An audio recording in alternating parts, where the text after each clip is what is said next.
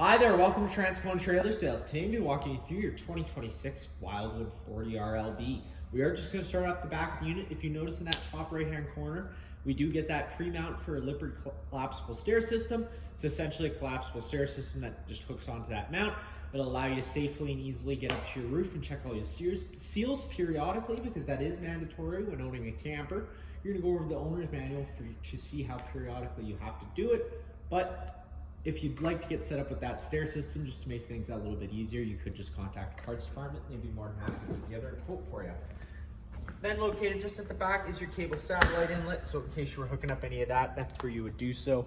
Then coming around to the driver's side of the unit, you got a stabilizer jack in all four corners of the unit. Now it's very important that you already level the unit, as these aren't leveling jacks, they're stabilizing jacks. If you try and use them to level the unit, you do run the risk of bending them, so just keep that in mind. But like I said, they're just going to take any bounce or sway you see we have in the unit right now away.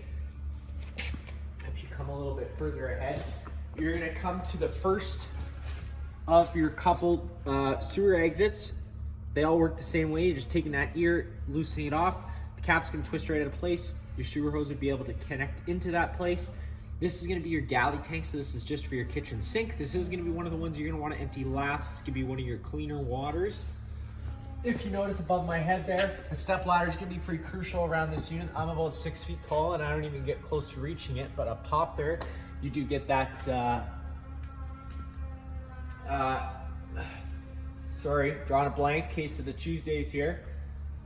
That is your range hood vent. So as you're using your stove, I always recommend running the range hood, so it's going to be important that you do make sure that that flap is open up when you go to do so, because if it's closed off, again, it's not going to allow you to evacuate those fumes as you are creating them. I'm coming to my left a little bit more. You come to your little water station. So if you're out boondocking, campsite's been turned off for the year, so you want to boondock, fill up your water tank. That's where you do so. Right next to it is just the city water connection. So if you're out of site with service, which you probably are, you're just going to thread your garden hose in there, turn it on, and it will just pressurize those lines automatically. You get your 50 amp standard twist lock connection. You just take a note of the big silver strip on this side. It lines up with the big silver strip on that side, pushing it firmly into place. 8 turn to lock it in. Then you got that threaded collar to really lock it down. If you follow that cord back, you do come to your standard 50 amp plug-in. Now the reason this camper is a 50 amp trailer is because it's prepped for a second air conditioner. Again, if that's something you'd want to get set up with, it is as easy as to contact your parts department. They can put together a quote for you. But we do include this 30 amp dog bone adapter, because that's what most campsites, especially here in Manitoba, run off of. And with that 30 amper, as the unit sits right now, it's more than capable to run that one air and the rest of the stuff inside the trailer. So again, don't be fearful. Unless you do end up planning on going with a second air conditioner, then just make sure you do have that 50 amp service. Another set of stabilizer jacks. Get your fresh tank drain right down back there, that white handle there. Pull on that. That is how you're going to be draining your fresh tank. And then you come to the rest of your grays and your galleys. This main one here is going to be your black valve. This is going to be the one you're going to want to do first. It's going to be your dirtiest water filled from your toilets. Then the rest of them you can do as your own leisure. But again, doing the sewage one is going to be the most important first. Just keeps the hose that little bit cleaner with flushing everything else out. Come to your tankless hot water heater system. If you've had a camper before, the system is a little bit differently. I'll explain a little bit more once we get inside. But the biggest thing is going to be winterizing it is a lot different. There's no bypass valves behind this water heater, because you don't bypass it, you run antifreeze through it.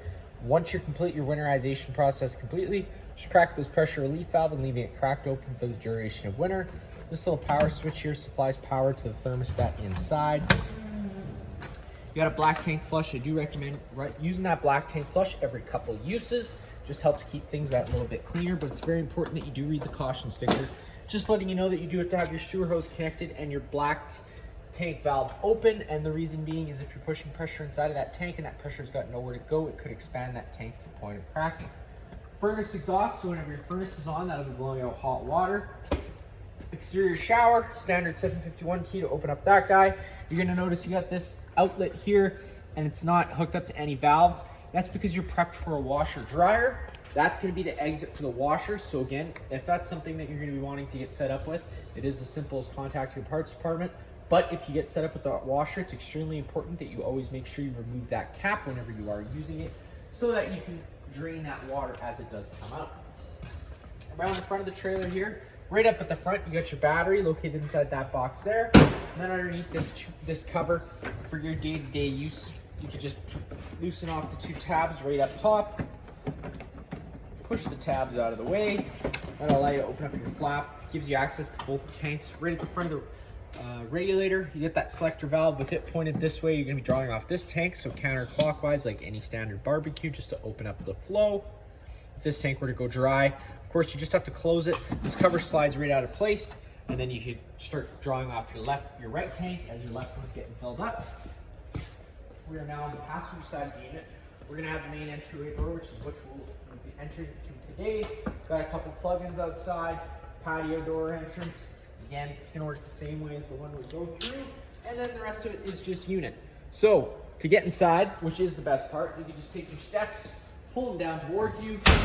That'll allow you to put down into place. That'll allow you to open up your door. Once your door is open, that'll allow you to take a step on inside. Now, first thing you notice on the right is going to be a light switch. Turns on these main bedroom lights.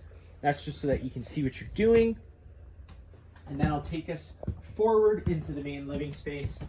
Where then in the bar area, you're going to find your main monitor panel. Right in the center, there's that big black button. That's turning on the main living space lights again, so you can see what you're doing. They are on a dimmer, so you can dim them or brighten them. Wherever you leave them, that's where it is going to stay. You got your monitor panel system up top, so pushing the button tells you the corresponding level. Water pump switch, turn that on. That is what draws out of your fresh tank. You got an awning light switch, as well as some accent lighting. The accent lighting is usually behind the slide out, sometimes some other places. Slide out switch. Now, before you ever do run your slide outs, I know in this unit especially it's kind of hard, but before you run your slide outs, always very important. Things do tend to shift during travel, so it's always a good idea just to do a quick visual inspection. Make sure that there's nothing that's going to get caught in between the slide out fascia and the wall itself, causing any damages. I know, of course, again, back there it's going to be difficult, but do your best. And then just of course on the outside, making sure you have enough room for it to go all the way out. Now this slide out switch, it does control all the slide outs. It's going to first push out your bedroom slide, then it's going to push out your main slide on the passenger side, and then the last, which is the heaviest, which is going to be your kitchen slide. Push that button down, slide outs, again, they're going to start making their way out. It's always a good idea to be pretty visual. Make sure you're listening for any sort of weird noises, looking for them to do anything weird. You don't want them going out uneven. Now, once the slide outs all are at their full extension, you're going to hear those motors wind up and the lights really dim.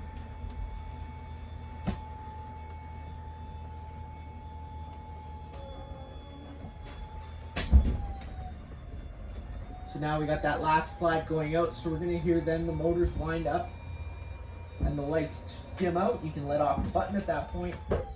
So you saw the lights, you heard the motor wind up and the lights dim down. You're at your full extension. If you want to be extra cautious, you just run your hand between the rubber seal and the wall, making sure you do feel that, making contact, sealing out any water from making its way in. We got our awning switch. Works pretty simple. Push and hold the out button. But of course, before you do that, it's always going to be a good idea to double check that this bedroom door isn't open all the way, because if it is, it's going to run into contact with that arm, in which case you're going to cause yourself a lot of damage. So again, just make sure you have it closed 90 degrees, so that way that awning arm can travel in and out freely. It does work a little bit differently in the slide outs, as in you have to watch it as it goes out, because once it reaches its full extension, it won't stop. It'll just keep on rolling out and roll actually all the way back inside of the back onto the side of the trailer, and at that point it's not rolled in properly. So you're going to accelerate the growth of mold or mildew inside of there and just unwanted weathering. So you're going to see that now that flap starting to come down and that back to metal tube, so you know you're at your full extension. Sometimes that flap can get stuck, so you might just have to retract it a couple feet and put it back out again for it to come down.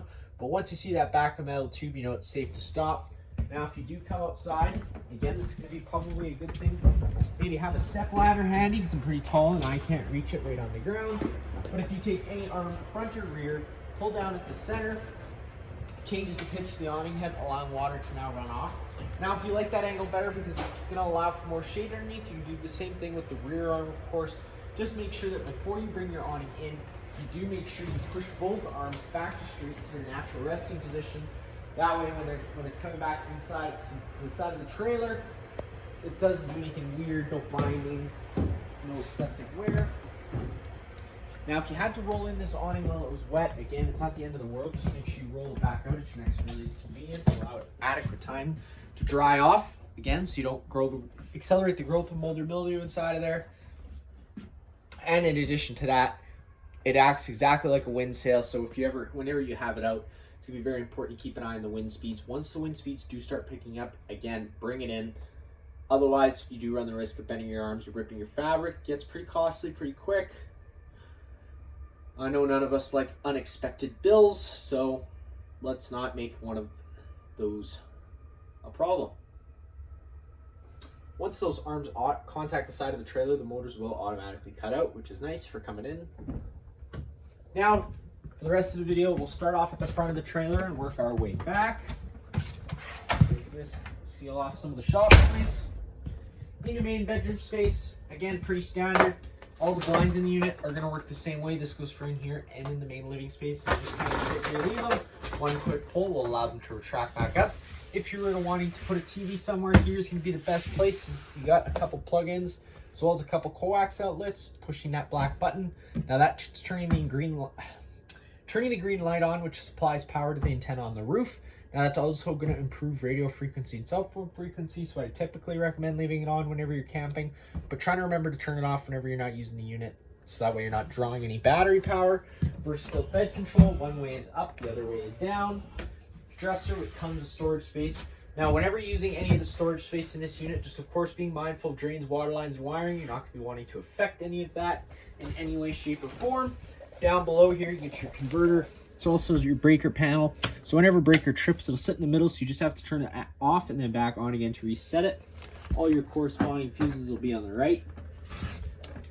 You pick up at the foot of the bed and lift. It is on 2 gas struts, and that opens up your outside storage space. It also shows you that you do have a little bit of a shelf that you don't really see from up top.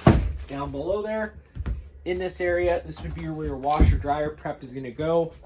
It goes inside of here, but a little special note, inside this here, you notice those 2 lines coming up. Now, even if you don't get the washer dryer, when it comes time to winterization, it's extremely important that you still do those lines, because throughout the summer, water is going to work their way up to them. And if you don't run antifreeze through them, chances are they're going to crack. Again, it's another thing that's going to cost you money or frustration and time. Speaking of winterization, for access to the water pump, you do just have to remove this shelf right out of the way, and that'll give you access to the back of the water. Give you access to the water pump. You got this thermostat here. Now, this thermostat is only here because it's prepped for an air conditioner to go up in that hole there. It's currently set up as a roof vent. Now, even as a roof vent, you can get a max air cover to go on top of that, because once you do fully open it, it opens straight up into the atmosphere, in which case, if it starts raining, it's going to get wet inside of here. Again, that cover is going to stop that. It's also going to improve your protection against hail if it were to start coming down. So again, if you'd like to get set up with one, just let us know and we'd be more than happy to help you out. Or if you want an air conditioner put up in there, we can also do that, because again, you are prepped for it. Now, walking into the main living space, you got one more door to my right, and that is going to be for the bathroom. Taking a step on in, you got 2 different light options. You got the main light, of course, and then you do have this secondary, I call it a bath light. A little bit of a relaxing mood setter, I guess. I like it. It's nice. Puts off a lot of light without being as bright and aggressive. On the wall, you got your main GFI plug. I'd say 90% of the plugs are ran through GFI. So if you ever have an outlet that doesn't work, this would be the first place I'd look. You got reset at the bottom, test up top. Again, just give it a quick check. It's one way to troubleshoot a problem that you may not know what's going on. And on the wall right above the toilet is the vent control. Again, this can be another one of those vents that you could put a fan or a cover on. So to open it, you first have to turn it on and push the open button. The lid's going to start making its way up. Isn't that handy and cool? Because you can't really reach up there.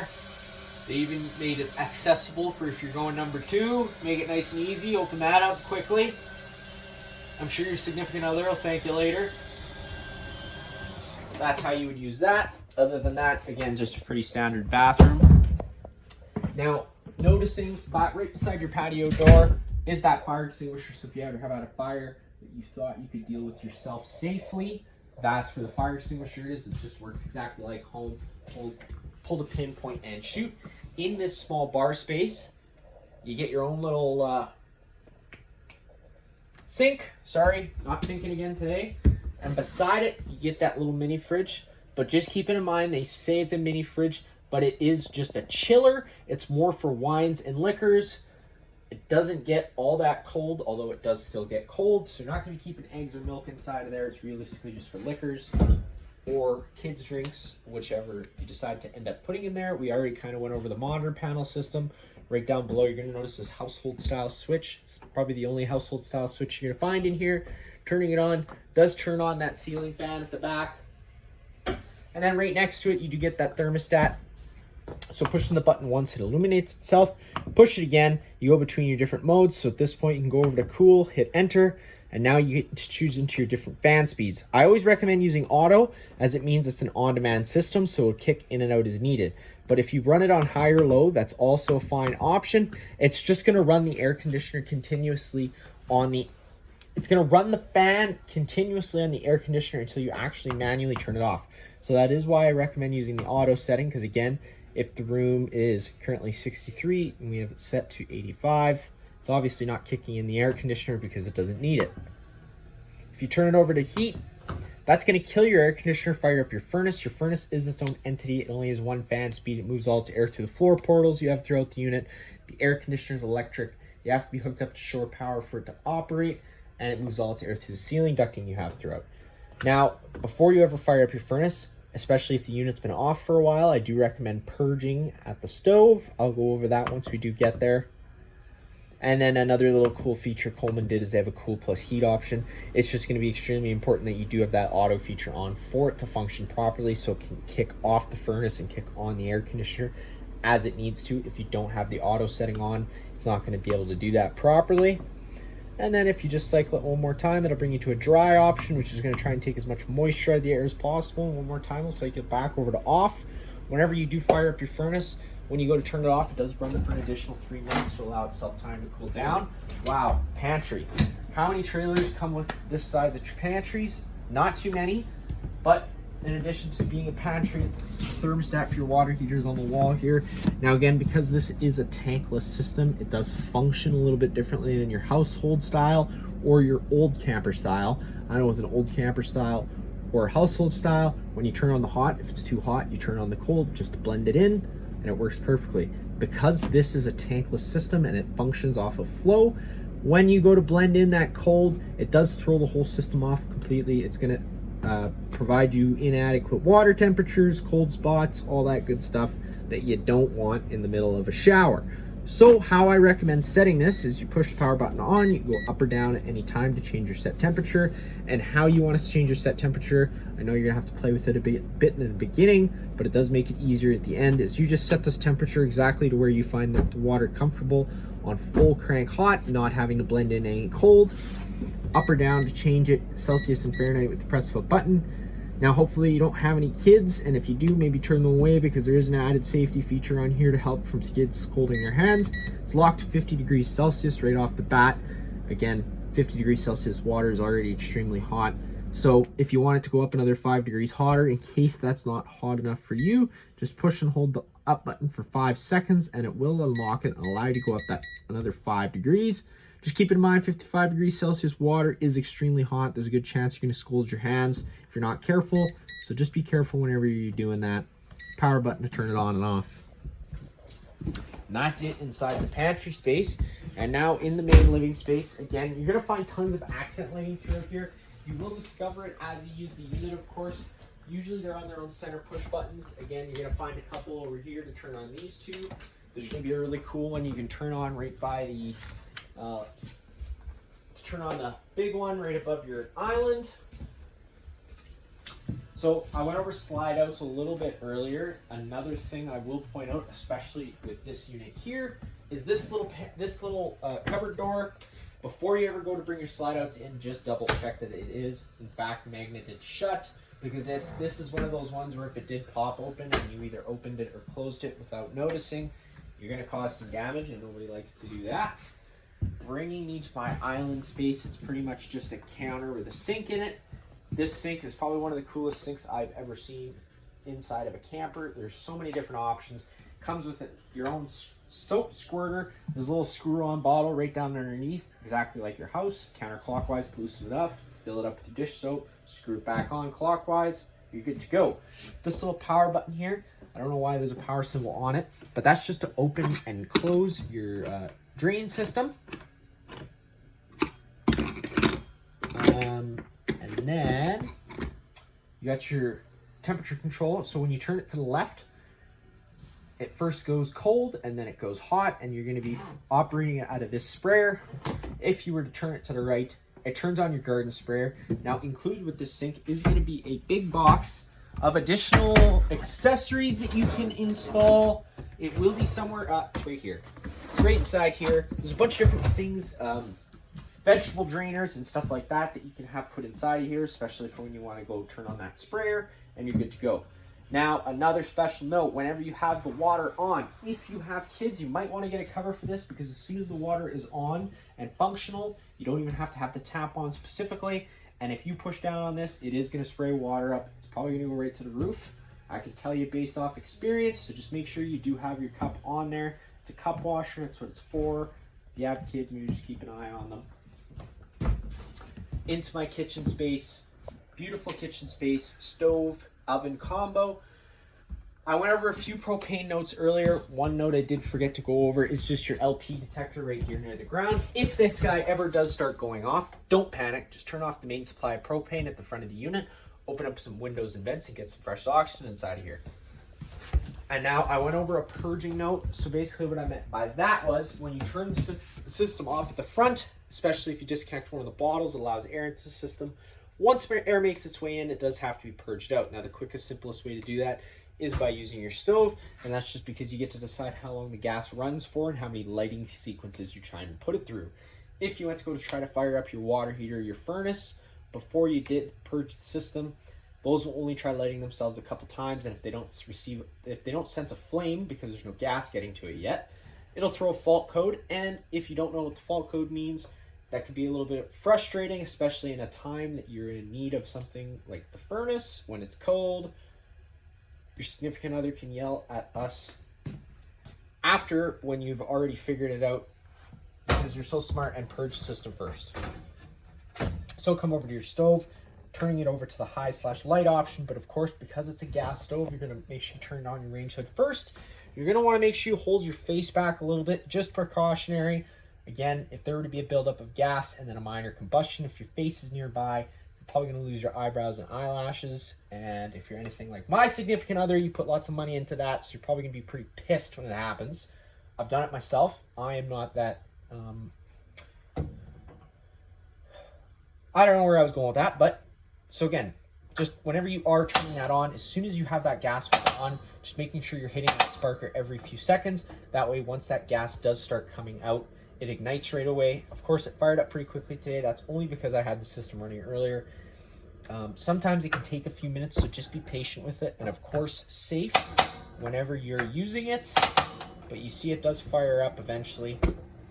But just be patient with it, because like I said, I had the system running earlier to get the oven to light. It could be a little bit more time consuming as well, just because the gas orifice for the pilot is so small. The pilot is right down there in that far right corner.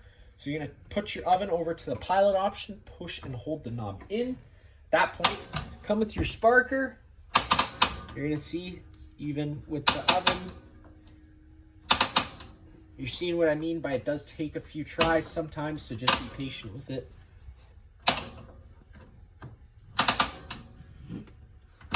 And this should only happen if you turn the propane off or disconnect one of the bottles. If you leave it on all the time, you don't really have anything to worry about too much to do with this. But once that pilot is lit and able to stay lit by itself without you pushing it on the button, it does just fire. Well, see, there we go. There's another failed light. So I'm happy it's doing it in the video for you to see, so that way when it happens to you on site, you kind of know what to do. Again, you turn it up to your desired temperature and it should just fire right on up. You've seen what I mean by there was that little bit of gas starting to build up, so there's that minor ploosh. Well, if there was more gas that had built up, it could be a little more aggressive. So just be safe whenever you're doing so. Keep your face away. That's it for that area. You got your residential style fridge, which there's not really much I'll need to show you there. And then bringing me to my entertainment center.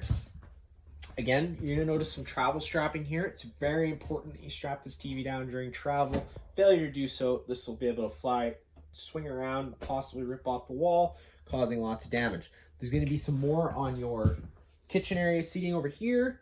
Again, just strapping those chairs in, making sure they're not going anywhere. But in addition to being your entertainment center, you got your fireplace down below. Again, power button on the far right, the button next to it does all your flame colors. You got your rock light colors in the center. 2 in from the left, you got your different heat settings. You got low, high, low 4, stuff like that. And then you got a timer that goes anywhere from 30 minutes to 9 hours. Power button to turn that off. JBL sound system. This one does have an FM transmitter installed, so you can still run radio. You can also hook up your phone. Of course, you got the plugins to do so right down below, or Bluetooth if you decided.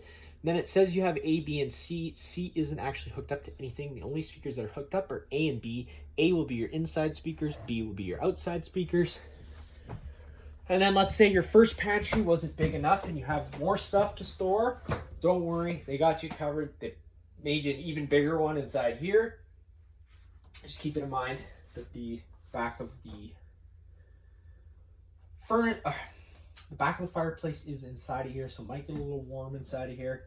You're gonna notice some wiring that goes all to the left there as well. This back couch does fold down into a bed in case you had some extra guests you weren't intending on. You just pull the cushions, pull them out of place. At that point, grab the bottom of the couch, pull it towards you like any other style flip out couch. The feet will then fold down, take your back, fold it down. You have yourself another bed. 2 recliner chairs over here. Recliners are on the right hand side of both sides. Now that is it for this unit here. If you have any other questions, feel free to give us a call.